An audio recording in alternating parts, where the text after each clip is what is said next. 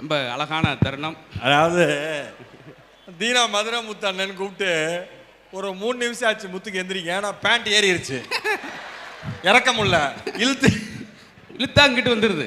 ஐயா இனிமேல் மெட்டீரியல் எடுத்து கொடுக்குறப்ப ஒரே காரணம் தைக்க சொல்ல. ஐயா அது ஓசி பேண்ட்டுங்கய்யா, கலக்கு பேரில் கொடுத்தது அப்படியே போட்டு வந்துட்டேன், அவ்வளோதான் விஷயம். ஓப்பனாக சொல்லியாச்சு. இப்போ என்ன செய்யலாம்னு உத்தேசம்? அதான் ஒரே தகடு. அதான் நான் பரவாயில்லாம இருந்தால் கூட தீனா என்னை பயமுறுத்திக்கிட்டே இருந்தான். என்ன பேச போறாரு, என்ன பேச போறான்னு இருக்கிறப்ப மறக்க வச்சுதான் அவன் தான். கடைசியில் நான் யாருன்னு என்கிட்ட கேட்டாப்ல முத்து.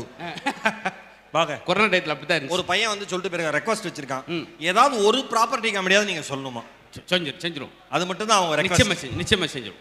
நன்றி. நன்றின்னு என்ன தெரியுமா அர்த்தம்? கிளம்புன்னு அர்த்தம். இல்லை உண்மையிலே ஒரு வார்த்தை சொன்னார் பாருங்க, டிவியில் வர்றதானே காமெடியன் தானே, அவங்களுக்கு என்ன தெரியும் சொல்லாதீங்க அப்படின்னு சொல்லிட்டு ஒரு வார்த்தை சொன்னார். அவ்வளவு படிச்சிருக்கார். 7th ஸ்டாண்டர்ட்லேருந்து பேச்சு போட்டில் அவர் கலந்தார்னா மித்த பேச்சு போட்டிக்கு வர்றவங்க பயந்து கிளம்பிடுவாங்க. அந்த அளவுக்கு இளம் வயதுலேருந்து அவ்வளோ தேடல்கள். ஒரு 15 நிமிஷம் அந்த மேடையில் பேசுகிறோம்னா கிட்டத்தட்ட எவ்வளோ எழுதியிருக்குன்னு தெரியுமா? 20 பக்கம் 30 பக்கம் எழுதியிருக்கோம். அவ்வளவு தேடல் இருந்தனால தான் உங்களை 1 மணி நேரம் எந்த பக்கமும் திரும்ப விடாமல் கட்டி போட்ட வச்சது அவருடைய பேச்சு. அதுக்கு என்ன காரணம் அப்படின்னா, வாயை பயன்படுத்துவதெல்லாம் பேச்சாளன் அல்ல. நல்லா கவனிங்க, வாயை பயன்படுத்துவதெல்லாம் பேச்சாளன் அல்ல, வார்த்தையை பயன்படுத்துவன் தான் பேச்சாளன். அதனால் இந்த இடத்துல இந்த வார்த்தையை போட்டால் எடுக்குமா அப்படி இன்னும் பாருங்கள், நம்ம 2.5 வயசுலேயே பேசிடுறோம். ஆனால் எத்தனை வயசானாலும் எப்படி பேசுகிற மட்டும் தெரிய மாட்டேங்குது. அன்றைக்கெலாம் கல்யாண மண்டபத்தில் அவர் சம்சாரத்தை என்கிட்ட அறிமுகப்படுத்துகிறார். இதா சார் நம்ம ஒண்டாட்டி அப்படின்றார். இப்படி பேசலாமா சார்? இதுதான் சொல்கிறேன். 65 வயசு பேச தெரியுதா சார்? இன்னொரு ஆள், எனக்கு என் சம்சாரத்துக்கு ஒரு ஒற்றுமை இருக்குது சார். என்ன 2 பேருக்கு ஒரே நல்ல கல்யாணம் சார், புரியுதா? இப்படி பேசுகிற ஒரு மத்தியில் இந்த மேடையை ரொம்ப அழகாக்கி, வெறுமனே நீங்கள் சிரித்து மட்டும் போகக்கூடாதுன்றக்காக நிறையா சிந்தனைகள், அந்த கொடுக்கப்பட்ட நேரத்துக்குள்ளே எத்தனை தகவல்கள் அடிக்கி சொன்னார் பார்த்தீங்களா? அதுக்காக ஒரு பெரிய பாராட்டுகள். அதே போல் என்னுடைய அருமை தம்பிகள் தீனா பார்த்தீங்களா, அந்த இடத்துல 2 நிமிஷம் தான் இருந்தார். எனக்கு தெரிஞ்சு ராஜவேலு ரொம்ப நாளாக அந்த டைலாக் பேசிகிட்டே இருக்கார். எனக்கு பின்னாடி ஒரு பெரிய கூட்டமே இருக்குது, நீ முன்னாடி உட்காந்து ஏன்டா பெரிய கூட்டம்னா எப்படா அப்படின்னு. இதெல்லாம் விஷயம் ஸ்பான்டனிஸாக பேசுகிறது. அதே போல் சதீஷ் ரொம்ப அலட்டிக்கிற மாட்டார், ரொம்ப இயல்பாக மேடைக்கு வந்து அழகாக பண்ணிட்டாங்க. அடுத்தும் ஒரு நபர் வரப்போகிறாங்க. நீங்களாம் இப்போ என்ன செய்யணும்னா, கஞ்சத்தனம் இல்லாமல் சிரிச்சிருங்க. ஏன்னா அந்த காஞ்சி மாநகர், எனக்கு மகேஷ் சொன்ன உடனே முத்து காஞ்சின்னு சொன்னார், நான் பாஞ்சு வந்தேன். சரிங்களா?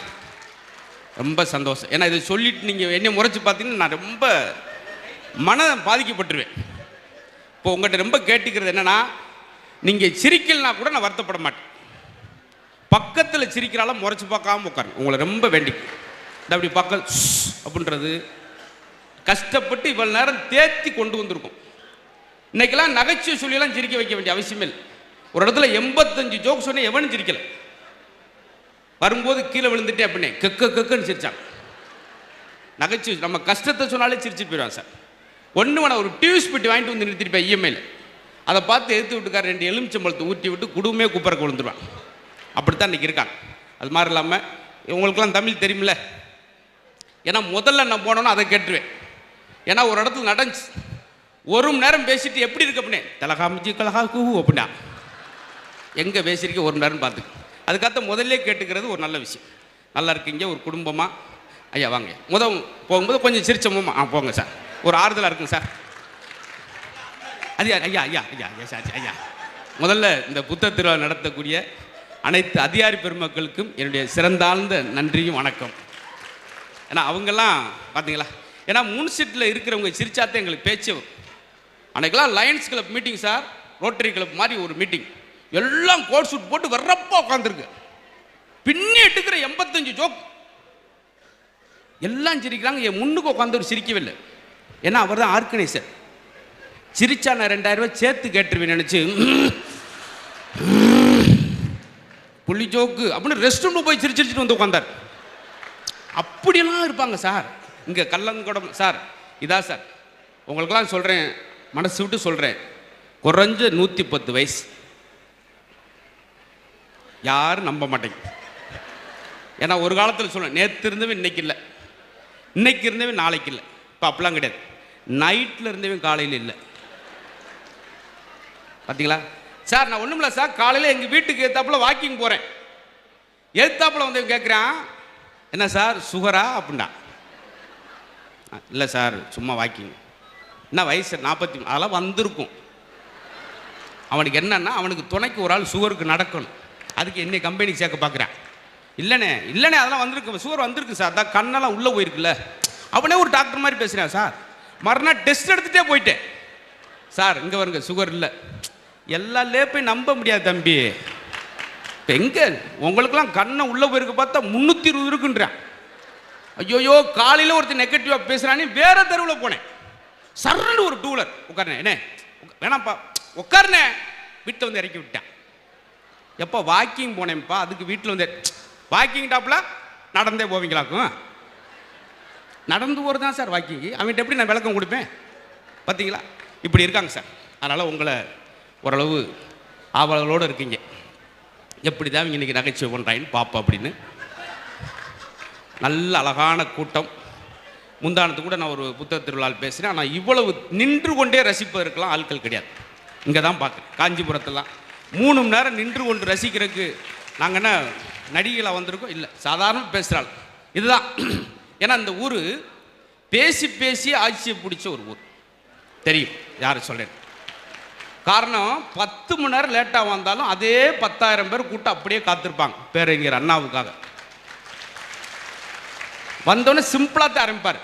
பாதமோ சித்திரை மணியோ 10:30 உங்களை தழுவி வீழ்ந்தான் எனக்கு நித்திரை மறக்காது இடிவீர் எமக்கு முத்திரை கூட்டம். இந்த மாதிரி எதுக்கு மூளையை பேச முடியுமா சார்? ஆமாம், வேற என்ன செய்ய? அவன் ராஜவேலில் அடிக்கிறாப்புல. ஐயோ அண்ணா வயசு போச்சே. நானும் ஒரு 45 வாய்ஸ் பேசுவேன். இப்போ சமயத்தில் இன்வாய்ஸ் கூட ஒன்று பேசினேன் பாருங்க. அந்த ஆமாம் தாய்க்குள்ள. ஆமாம் பெண்கள் நீங்கள் சிரிச்சல சந்தோஷம். எங்கள் மதுரை பக்கம் லேடிஸ் வந்து உட்காந்து சிரித்து பார்க்கவே முடியாது. இவன் என்ன கூத்து அப்படின்ட்டு போயிருங்க. அது அவ்வளோ கண்ட்ரோல். பெண்கள் கை நீட்டி நடக்கூடாது. பெண் குழந்தை என்ன பொம்பளை பிள்ளை கை நீட்டி நடக்கிற, வீசி வீசி நடக்கிற, நிமிந்து நடக்கிற, அவ்வளோ அடக்குமுறை இருக்கும். அதில் எங்கள் கிராமத்து பக்கம்லாம் பொம்பளை பிள்ளை சிரிச்சு அங்கன்னா சிரிப்பு வாழுது அப்படின்னு ஒரு கல்வி. வாழ்கிறதே சிரிக்கிறதுக்கு தான். அது தெரியாது அந்த பாட்டி. இந்த இதில் கள்ளங்கூட. ஏன்னா இப்படி குடும்பத்தோடு ஒரு விழாவை புத்தகத்தில் ரசிக்கணும் சார். மகாத்மா காந்திகிட்ட கேட்டாங்க, உங்களுக்கு 1 கோடி ரூபா கிடைச்சா என்ன செய்வீங்க? அவர் என்ன சொன்னார் தெரியுமா? ஒரு நூலகம் ஒன்று அமைப்பேன்னார். ரொம்ப சந்தோஷம். இந்த மாதிரி பெறுவார் என்ன கைதட்ட நான் பார்த்ததே கிடையாது. இந்த கேப்பு எதுக்கு வரேன்னா நீங்கள் கைதட்டுறதுக்கு தான். நீங்கள் ஒரு கேப்பை விட்டீங்கன்னா என்ன ஆகும்? உண்மையிலே நான் அப்படி கொஞ்சம் கொஞ்சமாக இந்த மாதிரி போய்கிட்டே இருந்தேன்னு வச்சுங்களேன், கொஞ்சம் காலத்தில் நான் பிளம்பிங் வேலைக்கு தான் போகிறக்கு மாதிரி முடிவு பண்ணியிருக்கேன். என்ன நல்ல விஷயம் சார். சார் ஒரு காலத்தில் வீடு கட்டும்போது பெட்ரூம் இல்லாமல் வீடு கட்ட மாட்டோம். அப்புறம் கிச்சன் இல்லாமல் வீடு கட்ட மாட்டோம். அப்புறம் பாருங்கள் பாத்ரூம் இல்லாமல் வீடு கட்ட மாட்டோம். இப்போ கோம் தட்டு இல்லாமல் வீடு கட்ட மாட்டேங்கிறோம். ஆனால் ஏதாவது ஒரு வீட்டில் புத்தக அறை இல்லாமல் எங்கேயாவது வீடு கட்டுற உணர்வு வந்திருக்கா சார் இது வரைக்கும்? இனிமேல் தயவுசெய்து வீடு கட்டினீங்கன்னா சின்னதாக ஒரு 4க்கு 4 ஒரு சின்ன புத்தக அறை ஒன்று கட்டுங்கள். அறிவு சார்ந்த குழந்தைகளாக பிற்காலத்தில் வாங்க. யோசிச்சு பாருங்களேன் சார். அதுதான் சொல்கிறேன். ஏன்னா வெற்றி அடைந்தவங்களை பூரா திரும்பி பாருங்களேன். இதே நம்மளோட அண்ணாதுரை CN அண்ணாதுரையாக இருந்தபோது அவர் கிடைத்த மரியாதை விட கன்னிமாரா நூலகத்தில் உள்ள அனைத்து புத்தகங்களையும் படித்த பெண் பேரறிஞர் அண்ணாவாக மாறினார். அதுதான் நம்ம ஊருக்கு பெருமை. அதனால் சொல்கிறது நல்ல. ஏன்னா இன்னைக்கு குழந்தைகள்கிட்ட ஒன்றுமே சொல்ல முடியாது சார். கோளாறு சொன்னால் குழந்தைக்கு பிடிக்காது. பெரிய ஆற்றல் இன்றைய தலைமுறை குழந்தைகளுக்கு. சின்ன கேள்வி சயின்ஸில், கடல் அரிப்பை தடுக்க நாம் என்ன செய்ய வேண்டும் எழுதியிருக்கான். லேசாக சொரிஞ்சு விட வேண்டும். கோவர் தான் உங்களுக்கு. இதான் ஆச்சரியப்படுற. நாங்கள் ஆச்சரியப்படுற சார். சார் இன்னைக்குள்ள குழந்தைகள் கற்பனை திறன் அதிகம். ஏன் சொல்கிறேன்னா, 1 வேர்டு கொஸ்டினுக்கே ஒரு பக்கம் திரும்பியிருக்கேன் சார். அதெல்லாம் சொன்னால் ரொம்ப நேரம் ஆயிரும். அடுத்த ஏன்னா அது ஒரு பெரிய நீளமான நகைச்சுவை, ரொம்ப நேரம் ஆகும். அதனால் நீங்களுமே அப்போ என்ன செய்யுங்க, முடிஞ்ச அளவுக்கு சிரிங்க, இல்லாட்டி முடிஞ்சா சிரிங்க. இதே சந்தோஷத்தோடு. ஏன்னா எனக்கு எவ்வளோ நேரம்னு கேட்காம வந்துட்டேன். நிறையா இருக்குது பரவிக்கலாம். ஏன்னா இன்னும் ஒன்று உங்கள்கிட்ட ஆச்சரியப்பட்டேன். நிரம்ப செல்ஃபோன் எடுத்து முன்னாலாம் ஒரு தேர் வருதுன்னா அப்படியே 5000 கை இப்படி எடுத்து இப்படி கும்பிட்ற மாதிரி இருக்கும். இப்போ ஒரு தேர் வருது 10,000 செல்ஃபோன் அப்படி லைட் வெளிச்சத்தோடு இருக்கும். ஒரே ஆள் 2 செல்ஃபோன் வச்சுருக்கார். காலையிலேருந்து அவருக்கு போனே வரலன்னு வச்சுக்க, ஒன்றில் கால் பண்ணி ஒன்றில் அவரே கேட்டுக்கிறார். அது இல்லாமல் இருக்க முடியாது சார். மாறிடுச்சு பார்த்தீங்களா? நான் கேட்டு ஓட்ட சொன்னேன், மாப்பிள்ள அடிக்கடி செல்ஃபோனில் பேசாத மூளையை பாதிக்கும்னே. அது மூளை இருக்கிறவனை தானே பாதிக்கும். இவனுக்கு நம்ம பதில் சொல்ல முடியுமா சார்? எல்லாத்துக்கும் கேட்கணும். ஒன்று வேணாம் சார். இப்போல்லாம் பார்த்தோம், இந்த ராஜ்யவில் எல்லாருக்கும் மகேஷெல்லாம் இருக்கும். ஒரு 6 மாத குழந்தை அப்படி கையில் போட்டுக்கிட்டு என்கிட்ட வந்து நின்றார். சார் உங்கள் பெரிய ரசிகன் சார்வேன், உங்கள் நிகழ்ச்சி ஒன்று விட மாட்டேன். 6 மாத குழந்தை அப்படி பார்த்தீங்களா பார்த்தீங்களா உங்களை ரொம்ப பிடிக்கும்னு சொல்கிறேன். இதெல்லாம் அனுபவிச்சா ஒன்று வேணா. ஃபோட்டோ எடுத்தாங்க 4 பேர் செல்ஃபி எடுத்தாங்க, பரவாயில்ல. இந்த இடத்துல வரும்போது ஒரு 3 பேர் வந்து காருக்கு இறங்கும்போது ஒரு 3 பேர் செல்ஃபி எடுத்துட்டு ஒத்த வார்த்தை கேட்டேன் சார், எனக்கு படபடன்னு வேர்த்துருச்சு. நீங்கள் யாருன்னே அப்படின்டா. நான் எல்ஐஜி ஏஜென்ட்டுப்பா, இந்த காஞ்சிபுரத்துக்காக வந்திருக்கேன், பாலிஷ் போடுறக்கா வந்திருக்கேன், பார்த்து போடுக்கணே அப்படி.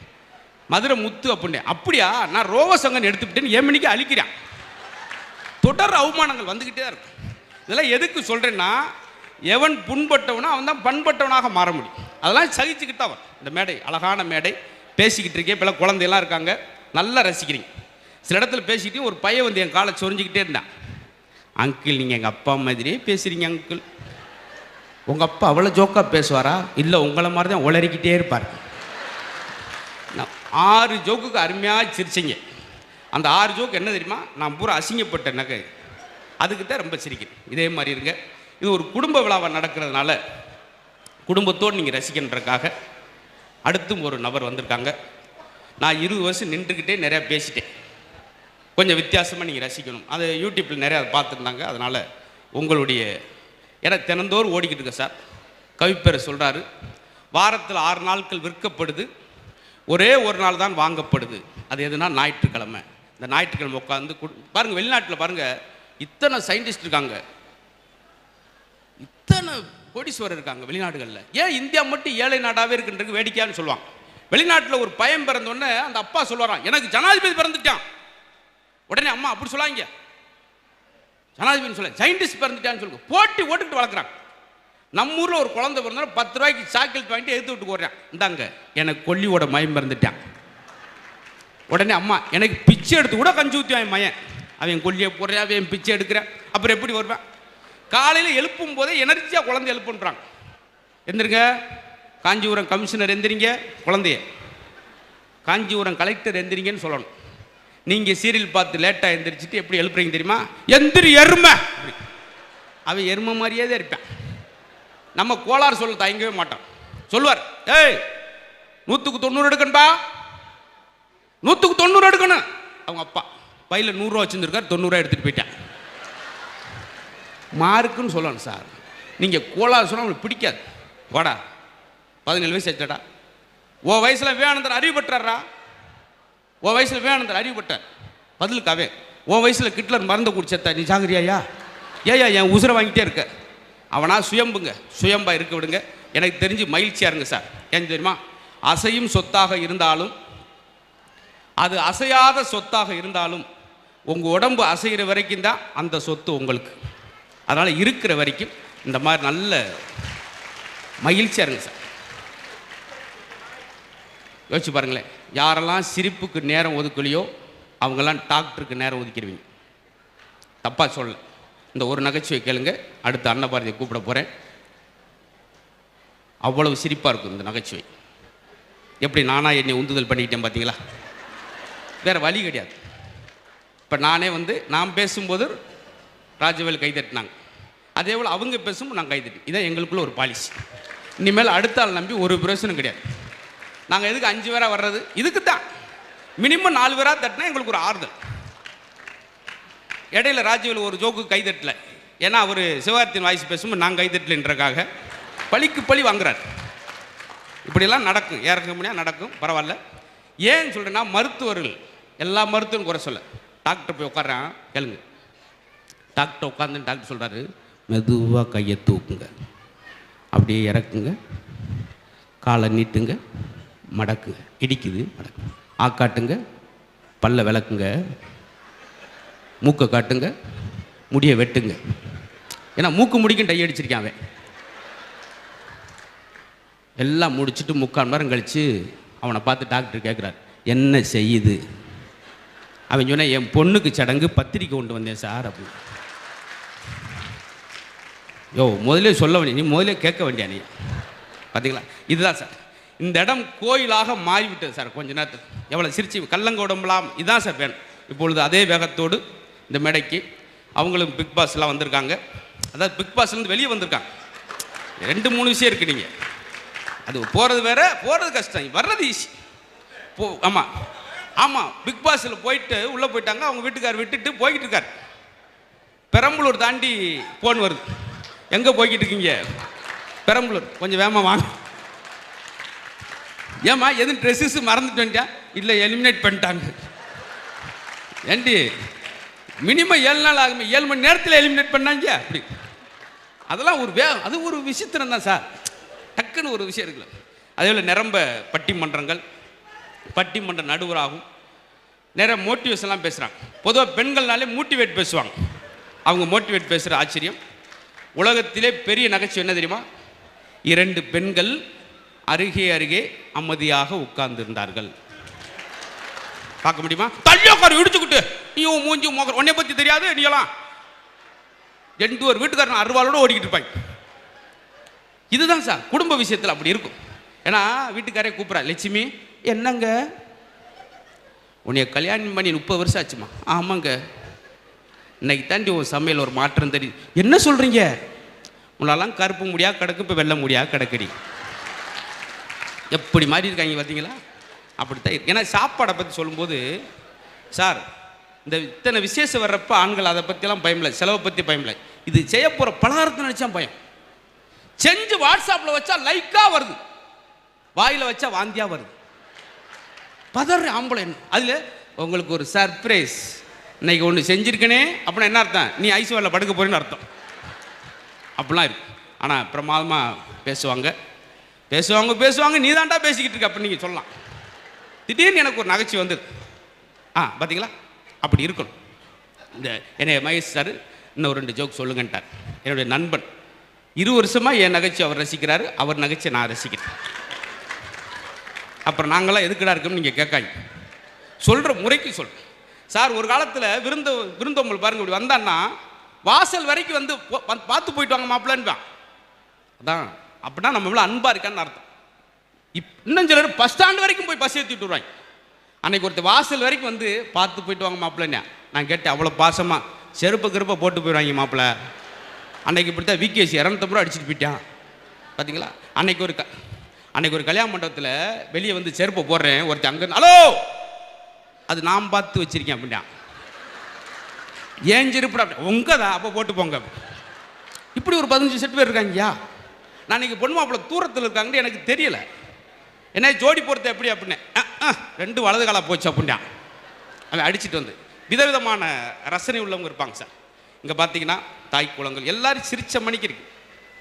ரொம்ப சந்தோஷம். அன்னைக்கு ஒரு பாட்டிகிட்ட என்ன பாட்டி சிரிக்கவே மாட்டேங்கிறீங்க அப்படின்னு அப்படின்னுச்சு, பளிச்சட்டுக்கள் வந்துருச்சு.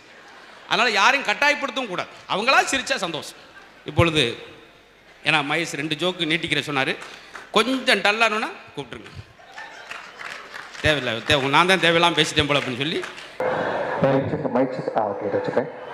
கை தட்டின அந்த 5 லட்சம் பேருக்கும் நன்றி. தேங்க்யூ. இருப்பீங்கன்னு நினைக்கிறேன். நன்றி. ஓகே, ஸோ ரொம்ப சந்தோஷமா இருக்கு இன்னைக்கு வந்து. ஏன்னா புத்தக திருவிழா அப்படின்றவனே எப்பவுமே ஒரு ஃபங்க்ஷன்னா ஒரு மேரேஜ் ஃபங்க்ஷன், அப்புறம் ஒரு பிறந்தநாள் ஃபங்க்ஷன், அந்த மாதிரி அங்கெல்லாம் போயிட்டு நாங்கள்லாம் வந்து மிமிக்ரி பெர்ஃபார்மன்ஸ்லாம் பண்ணியிருக்கோம். பட் இன்னைக்கு ரொம்ப மீனிங்ஃபுல்லாக இந்த மாதிரி ஒரு அழகான புத்தக திருவிழா அப்படின்ற இந்த திருவிழாவில் நாங்கள் வந்து இன்னைக்கு வந்திருக்கோம் அப்படின்றப்போ ரொம்ப பெருமையாக இருக்குது. ஸோ ரொம்ப யூஸ்ஃபுல்லான ஒரு விஷயம். ஸோ சுற்றி நம்மளுக்கு இவ்வளோ புக்ஸு நீங்கள் எல்லாருமே பார்த்து நீங்கள் ஒரு ஒன்றா வாங்கிட்டு இருக்கீங்க. ஸோ அதில் இருக்கிற கருத்துக்களும் அண்ணனும் சொல்லியிருந்தாரு, நீங்களும் இப்போ படிக்க போகிறீங்க. அந்த இடத்துல நாங்கள் இருக்கின்றப்போ ரொம்ப சந்தோஷம். ஸோ எல்லாரும் விஜய் டிவி பார்க்குறவங்க இருக்கீங்களா? இருக்கீங்களா? சூப்பர். கலக்க போவது யாரு பார்த்துருக்கீங்களா? விஜய் டிவியே பார்த்ததில்ல, கலக்க போவது பார்த்து இருக்காங்க. ஓகே, கலக்க போது யாரு ஷோ அப்படின்னு சொல்லி பார்த்துருப்பீங்க. அடுத்து கேட்பா ராஜவேலு என்ன பார்த்துருக்கீங்களா அப்படின்னு கேட்பான். அப்படின்னு சொல்லிருங்க. சீசன் 5 என்ன பார்த்தாங்களா? கை தூங்க பார்க்கலாம். தெரிஞ்சுக்கலாம். ஓகே, ஆஹா சூப்பர். ராஜவேலு எல்லாருக்கும் தெரிஞ்சிருக்கு. சீசன் 5ல அவர் பண்ணவே இல்லை அவன். ஆமா, உண்மையாவே நான் சீசன் 5ல பண்ணல, சீசன் 6ல பண்ணேன். ஓகே, சீசன் 5ல சதீஷ் தான் பண்ணியிருந்தாரு. ஸோ இன்னைக்கு உங்க எல்லாரையும் கொஞ்ச நேரம் மகிழ்விக்கிறதுக்கு நாங்களும் இன்னைக்கு வந்திருக்கோம், ரொம்ப ஹாப்பி. ஸோ இப்போ வந்து நிறைய பேர் கெஸ்டா வந்திருக்காங்க. ஸோ மகேஷன் வந்திருக்காரு, தென் மதுரை முத்தண்ணா, அன்னபாரதி அக்கா, தீனா எல்லாருமே வந்திருக்காங்க இல்லையா? ஆமா, எல்லாரும் வந்திருக்காங்க, அவங்களும் பார்த்துருக்காங்க. ஆனா இப்போ என்ன பண்ண போறோம்னா, நானும் சதீஷும் இந்த இடத்துல வந்து இந்த கெஸ்ட் எல்லாம் தாண்டி உங்களுக்கு பிடிச்ச வேற சில கெஸ்ட், உங்களுக்கு பிடிச்ச சில நடிகர்களோ, உங்களுக்கு பிடிச்ச சில செலிபிரிட்டிஸ், அவங்களாம் நம்ம மேடையில இந்த இடத்துல கெஸ்டா வந்து பேசியிருந்தாங்கன்னா எப்படி பேசிருப்பாங்கன்னு சொல்லிட்டு. அவங்கெல்லாம் பேச முடியல, அவங்கெல்லாம் வர முடியலன்றதுனால தான் உங்களை கூப்பிட்டுருக்காங்க. நீங்க எப்படி பேசுவீங்களோ அந்த மாதிரி பேசுங்க. ஓகே, பேசிடலாம். ரைட்டு, சரி. முதல்ல யாரோட ரசிகர்கள் அதிகமா இருக்கீங்க? தளபதியா? ஓகே, எங்க இருந்தாவது ஒரு இடத்துல இருந்தாவது ராஜவேலு ரசிகர் ஒருத்தர் இருக்கானா சொல்ல மாட்டான்றதா அந்த கேள்வியே. ஓகே, ஒரே ஒருத்தர் இருக்கார் ராஜவேலோட தீவிர ஃபேன். யாரு? அவர்தான். எனக்கு ஆமா, முதல்ல எனக்கு நான் தான் ஃபேன், அதுக்கப்புறம் எல்லாருமே ஃபேன். ரைட், பரவாயில்ல, நான் எப்போ போல எதிர்பார்த்து. ஓகே, ஃபர்ஸ்ட் வந்து மெஜாரிட்டி பார்த்தீங்கன்னா தளபதி ஃபேன் இருக்கீங்களா? சூப்பர். அப்புறம் வேற யார் ஃபேன்ஸா இருக்கீங்க? எப்பா தலையா? எல்லாரும் ஃபேன்ஸும் இருப்பாங்க. இவ்வளவு பெரிய கூட்டத்துல எல்லாரோட ரசிகர்களும் கண்டிப்பா இருப்பாங்க. அதனால நம்ம இவங்களுக்காக நம்மளுடைய பலகுரல் மூலயமா எல்லாரையும் கூட்டு வர போறோம். ரெடியா இருக்கீங்களா? நீங்க யார் வாய்ஸ் வேணாலும் கேட்கலாம், என்ன வாய்ஸ் பேசுவோம். இந்த பக்கம் ரெடியா இருக்கீங்களா? இந்த பக்கம் சத்தம் கம்மியா இருக்கு, கூட்டம் பெருசா இருக்கு, சத்தம் கம்மியா இருக்கு. ரெடியா? தம்பி, அவன் ஓடுறதுக்கு ரெடியான்னு கேட்கல, கேட்கறதுக்கு ரெடியான்னு கேட்டான். ரெடியா ப்ரோ? இந்த சைடு ரெடி. ஓகே. ஆனா வந்து எல்லாரும் ரொம்ப நல்ல பசங்களா அமைதியா இருக்கீங்களே, ஏன்? கூட கொஞ்சம் ஏத்தலாம். ஏன் எல்லாரும் யூடியூப் சேனல் வச்சிருக்கீங்களோ? எல்லாரும் மொபைல்ல ஃபுல்லா கவரேஜ் பண்றீங்களே. சரி, ஓகே. நீங்க சைலண்டான கிரவுட் இல்ல, பயங்கரமான கிரவுடுன்னு மகேஷ் அண்ணா சொல்லியிருக்காரு. ஸோ பார்க்கலாம். ஓகே, ரெடியா? ஓகே, ஃபர்ஸ்ட் அப்ப யாரை கூப்பிட்டு வர போறோம்? 2 பேரையும் கூப்பிட்டு வரும். 2 பேரையும் ஒரே நேரத்துல கூப்பிட்டு வரும். ரெடியா? ஓகே. ஓகே. தளபதி. ஓகே, சோ நம்ம இடத்துல கெஸ்டா வந்து பேச போறாங்க. ரெடி. நீங்க ஆர்டிஸ்ட்லாம் கூட்டுவாங்க, நான் ஆடியன்ஸ் அவங்க பேச வேண்டிய விஷயங்கள்லாம் நான் பேசுறேன். ஓகேவா? நீ வாங்க. வீரா, இப்போ தளபதி வராரு, அந்த சைடு தலை வராரு. Okay okay. அதே மாதிரி ஷார்ப் எனக்கு வைங்க. மானிட்டர். மானிட்டர்.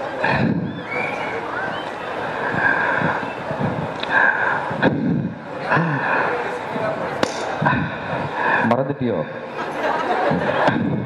ரொம்ப நேரமா என் நெஞ்சில் கூட இருக்கும்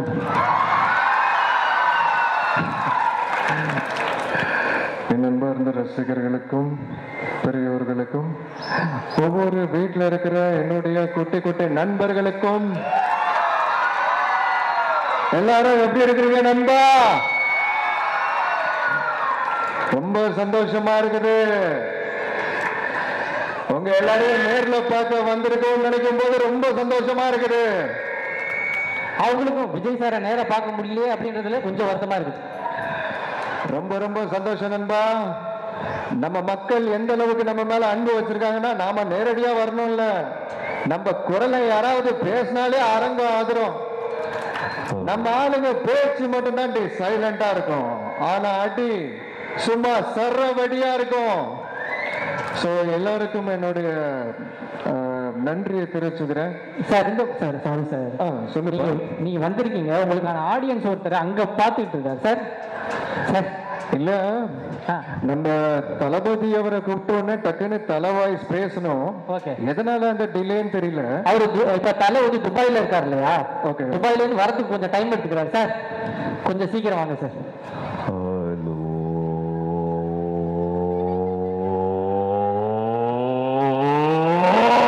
அண்ணா அப்பவே ஆடியோ செக் பண்ணார்ல, மைக்க கரெக்டா வைங்க. ஓகே. காஞ்சிபுரம் மக்களை மீட் பண்ணலாமா? Mic testing 1 2 3. நல்ல வேலை செய்யற தம்பி, அப்புறம் என்ன தெரிக்க விடலாமா? தம்பி மயில் வாகனம் பெண்கிட்ட கொஞ்சம் இழுத்து மூடுறா தம்பி. வந்திருக்கிற எல்லாருமே வயிறார சாப்பிட்டு தானே தம்பி போனோம். என்ன நான் சொல்றது?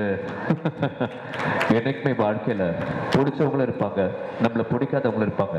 நம்மளை பிடிக்காதவங்களுக்கு, அதுவும் என்ன பிடிக்காதவங்களுக்கு நான் உடனே மட்டும் சொல்றேன், என் வாழ்க்கையில ஓ போற நாளும், ஓ போற நிமிஷமும், ஏன் ஓ போற நொடியும் நானா செதுக்குதா தெரியுங்க.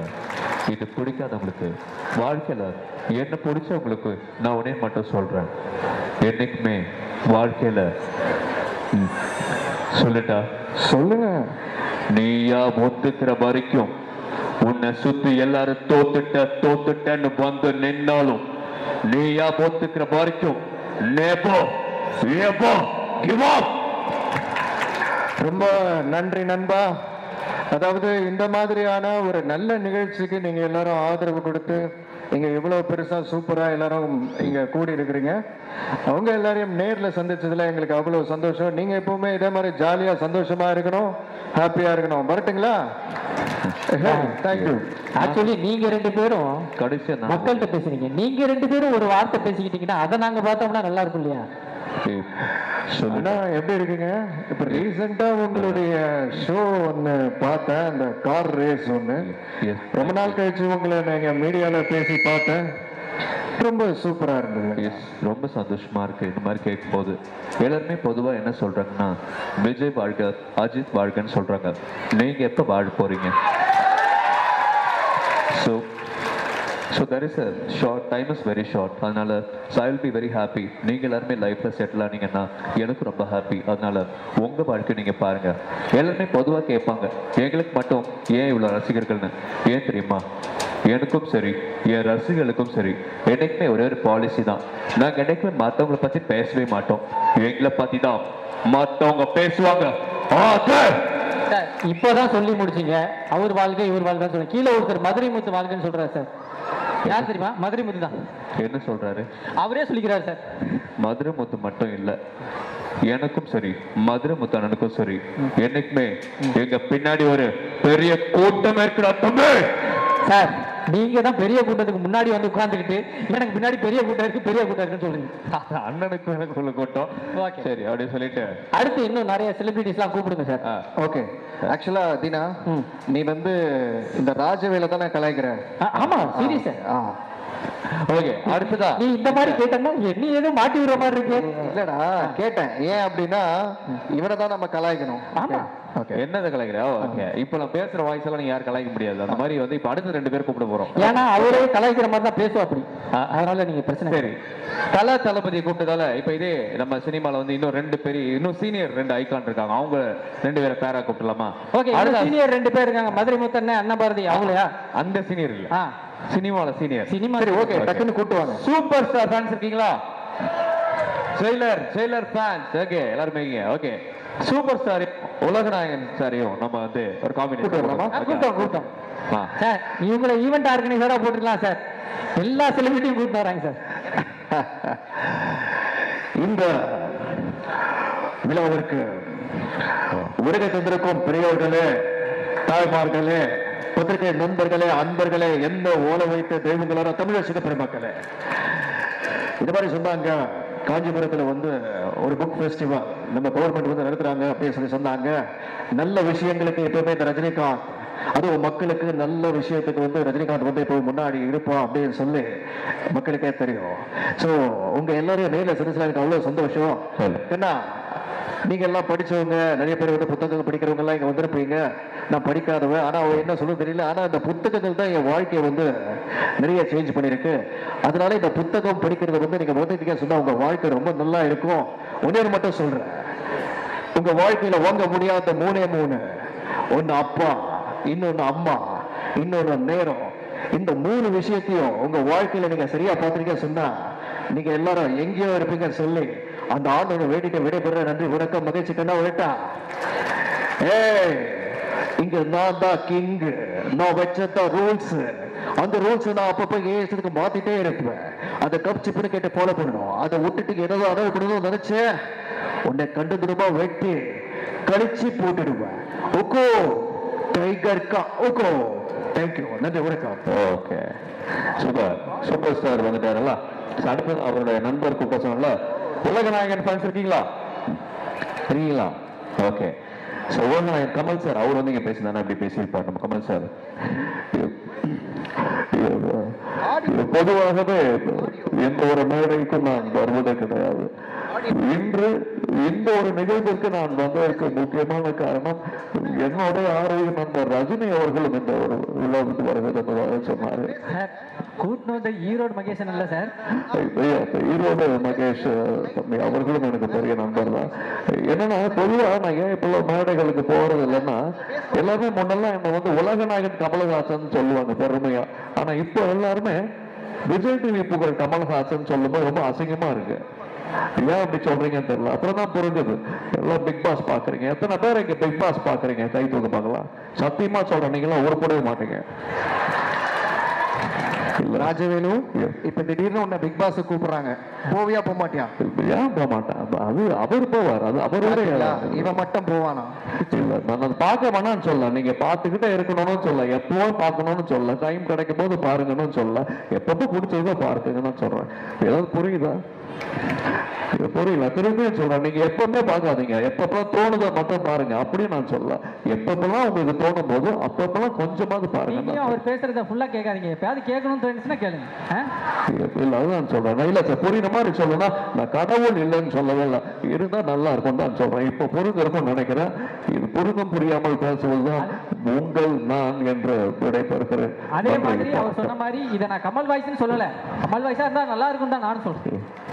இருக்கும், அது பிரச்சனை. ஓகே, நன்றி, வணக்கம். அடுத்தது இன்னும் மக்களுக்கு வந்து ஒரு லேட்டஸ்டா இப்ப இருக்கிற ஒரு 2 பயங்கரமான ஸ்டார். நான் வந்து மக்கள் செல்வன் விஜய் சேதுபதி அண்ணனை கூப்பிட்டு வரேன். நீங்க வந்து குழந்தைங்களுக்கு ஃபேமிலி ஆடியன்ஸ்க்குலாம் ரொம்ப ரொம்ப பிடிச்ச சிவகார்த்திகேயன் அண்ணனை கூப்பிட்டு வாங்க. ஓகே ஓகே ஓகே, சரி. ஃபர்ஸ்ட் நீங்க ரெடியா? யார் கூப்பிட்டா? ஜி, எல்லாரும் எப்படி இருக்கீங்களோ?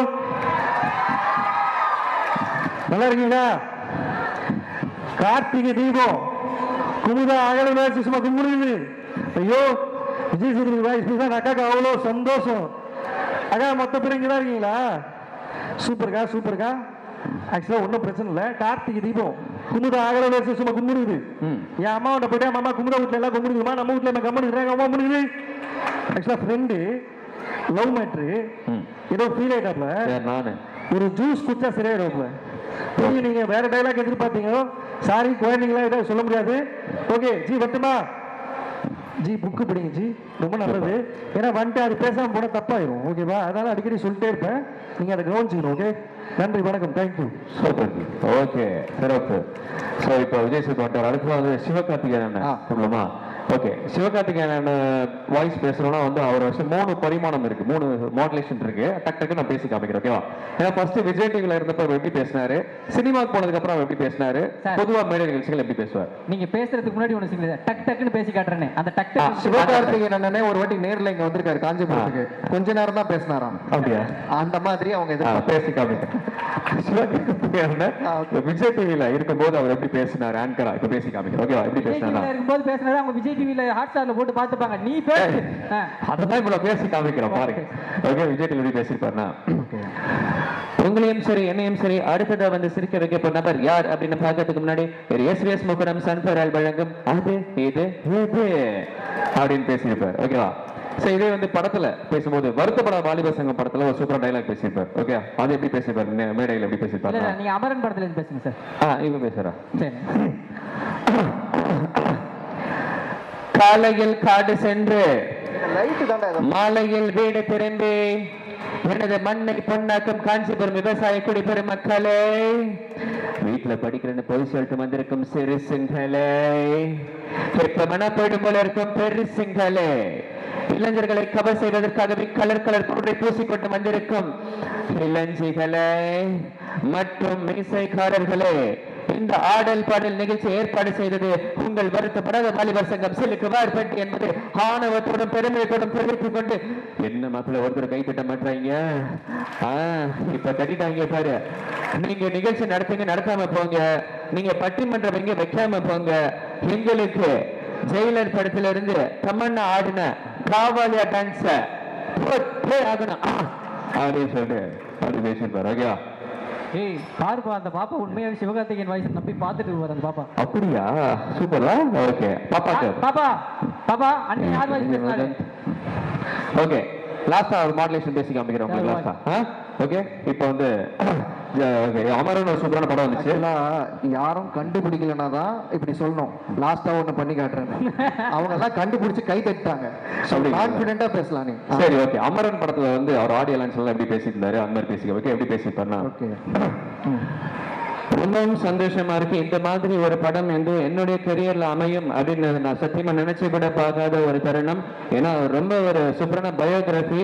ஏன்னா வந்து இந்திய ராணுவத்துல வந்து மேஜர் முகந்த் அப்படின்னு சொல்லி ஒரு பெரிய மாவீரனை பத்தின ஒரு கதை எனக்கு வந்து அமைஞ்சிருக்கு அப்படின்னு நினைக்கும் போது உண்மையாவே நான் ரொம்ப கொடுத்து வச்சிருக்கணும்னு தான் சொல்லணும். ஸோ அதை தாண்டி இந்த படத்துக்கு நிறைய மெனக்கெட்டு இருக்கேன் அப்படின்னு என்னால சொல்ல முடியாது. ஏன்னா கமல் சாரும் சரி விக்ரம் சாரும் சரி அந்த அளவுக்கு மெனக்கெட்டுருக்காங்க, அந்த அளவுக்கு நான் சொல்ல முடியாது. பட் முடிஞ்ச அளவுக்கு என்னால முடிஞ்ச இன்புட் கொடுத்துருக்கேன். கண்டிப்பா நீங்க தியேட்டர்ல போய் பார்க்கணும், உங்களுக்கு ஆதரவு கொடுக்கணும்னு சொல்லி நானும் கேட்டுக்கிறேன். Okay thank you. நன்றி நன்றி.